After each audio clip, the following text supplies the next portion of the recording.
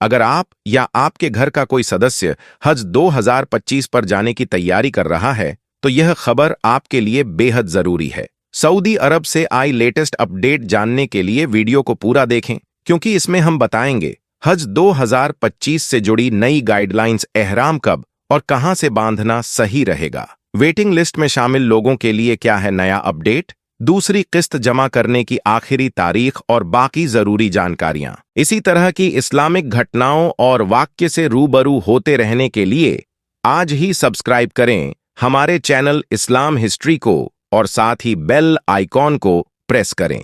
अल्लाह पाक सभी हाजियों का सफर आसान करें और हर मुसलमान को हज उमरा की तौफीक अता फरमाए। आमीन सुम्मा आमीन। अगर आप हज या उमरा पर जा रहे हैं तो सबसे बड़ा सवाल यह होता है कि एहराम कहां से बांधना है। क्या एहराम अपने घर से बांधना चाहिए, एयरपोर्ट पर जाकर बांधना चाहिए, मक्का में जाकर बांधना चाहिए या फिर मदीना में? हजारों लोग हज और उमरा के लिए निकलते हैं, लेकिन बहुत से लोगों को यह पता नहीं होता कि एहराम कहां से बांधना है। इस वजह से वे गलती कर बैठते हैं और उन पर दम लाजिम हो जाता है। तो अब हम आपको पूरी जानकारी देंगे कि आपको एहराम कहां से बांधना है। साथ ही अगर आपने हज 2025 की पहली किस्त के रूप में 1,30,300 रुपये जमा कर दिए हैं तो दूसरी किस्त कब तक और कितने रुपए में जमा करनी होगी, इसकी भी पूरी डिटेल आपको बताएंगे, इसलिए वीडियो को लास्ट तक जरूर देखें। इसके अलावा जो हजरात वेटिंग में चल रहे हैं और जिनका सिलेक्शन अब तक नहीं हुआ, उनके बारे में भी बात करेंगे। वेटिंग लिस्ट में जिन लोगों का नाम आया है वे कब तक क्लियर होंगे और कितने वेटिंग वालों का नंबर आ सकता है, यह सब आपको बताएंगे। हम अल्लाह पाक से दुआ करते हैं कि 2025 में जिन हाजियों का सिलेक्शन हो चुका है उनके हज का सफर आसान हो और आने वाली तमाम परेशानियां दूर हो जाएं। जो लोग अभी वेटिंग में हैं, अल्लाह उन्हें भी हज पर जाने का मौका अता फरमाए। आमीन सुम्मा आमीन। हज और उमरा करना हर मुसलमान का सपना होता है, लेकिन इस महंगाई के दौर में यह सपना पूरा करना कई लोगों के लिए मुश्किल होता जा रहा है। आज के दौर में हज करना हर किसी के लिए आसान नहीं रहा। पहले जहां 10 से 15 साल पहले मात्र 1.5 लाख रुपए में हज हो जाता था, वहीं आज हज पैकेज इतने महंगे हो गए हैं कि इसका खर्चा 4 लाख रुपए तक पहुंच चुका है। अगर पूरे सफर के खर्चे को जोड़ा जाए, यात्रा, रहने खाने और पूरे हज प्रोग्राम की व्यवस्था, तो एक हाजी को कम से कम 5 लाख रुपए खर्च करने पड़ते हैं। आज के समय में 5 लाख रुपए कोई छोटी रकम नहीं है। हर किसी के लिए इतनी बड़ी रकम जुटा पाना आसान नहीं है। इसी वजह से कई लोग हज पर जाने की बजाय 60 से 70 या 80 हजार रुपये में उमरा कर लेते हैं। उनका मानना होता है कि उमरा करने से उन्हें मक्कतुल मुकर्रमा में तवाफ करने और हुजूर के रोजे का दीदार करने का मौका मिल जाएगा। आजकल देखता हूं कि लोगों के मन में मक्का मदीना जाने की तड़प तो है ही, लेकिन कुछ नई जनरेशन ऐसी भी हो गई है जो उमरा पर जाने से ज्यादा फ्लाइट में बैठने को लेकर एक्साइटेड है।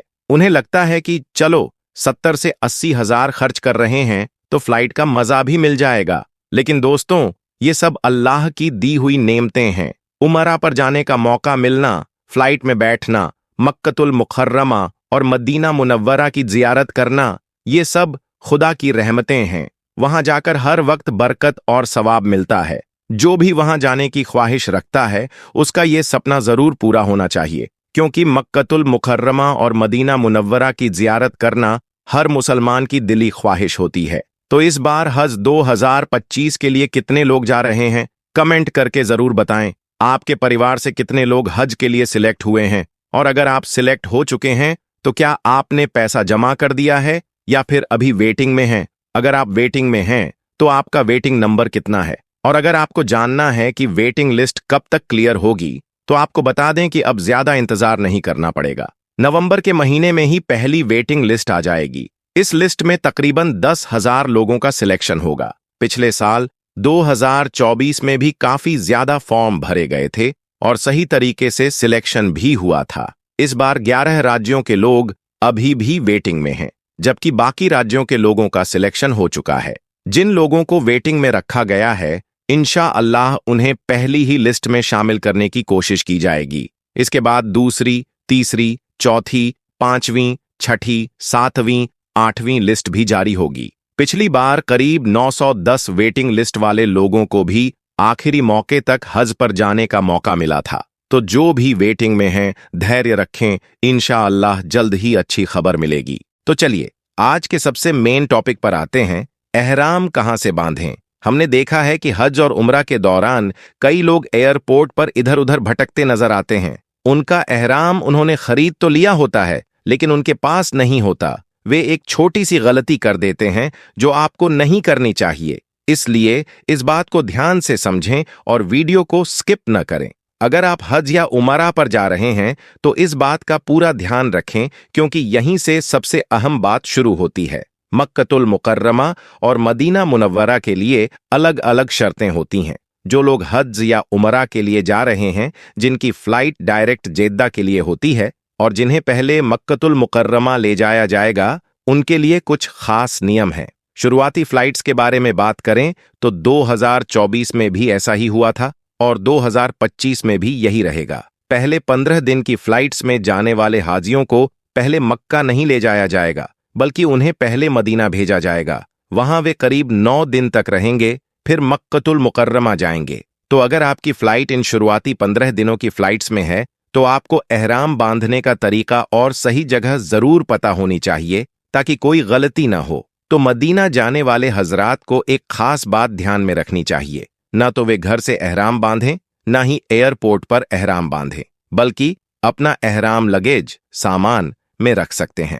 अब सवाल यह उठता है कि कैसे पता करें कि आपकी फ्लाइट मक्का जाएगी या मदीना। आपका कवर नंबर है, जिसे हज कमेटी की वेबसाइट पर डालकर चेक कर सकते हैं। वहां से आपको पता चलेगा कि आपकी फ्लाइट कहां से है, दिल्ली, मुंबई, बिहार, लखनऊ या किसी और शहर से। अगर आपकी फ्लाइट मदीना एयरपोर्ट के लिए है तो आपको सीधा मदीना ले जाया जाएगा।